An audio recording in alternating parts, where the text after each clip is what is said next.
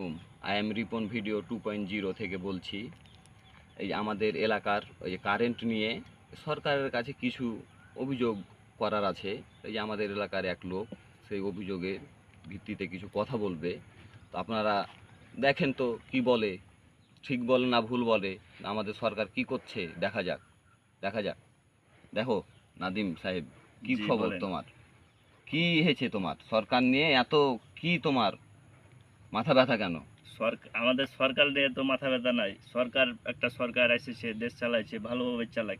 আমাদের চাঁপাইনবাবগঞ্জে বিশেষ করে আমাদের এলাকাটায় মনে করেন 18 ঘন্টার ভিতরে 24 ঘন্টার ভিতরে 18 ঘন্টা কারেন্ট থাকে না। হ্যাঁ, কারেন্ট থাকে না, এটা ঠিকই। কেন থাকে না? সরকার আমাদের মিটারে যা বিল আসে তা তো আমরা পরিশোধ হ্যাঁ, করি, তারপরেও কেন কারেন্ট আমরা থাকে তো না? টাকা দিয়ে চালাইছি নাকি? হ্যাঁ, টাকা দিয়ে তো চালাচ্ছি। নাকি তো এটা মাংনা থাকে। সরকার কি দেখে না যে কারেন্ট এখন এমন একটা যুগ আছে, হ্যাঁ, কারেন্ট তো প্রতিটা বাড়িতে আছে বা সবসময় হ্যাঁ, কারেন্ট প্রয়োজন। 24 ঘন্টার মধ্যে 4 ঘন্টা থাকবে না, এটা হুম, আলাদা সাবজেক্ট, হুম। একটা কাজ ক্ষেত্রে যেতেই পারে।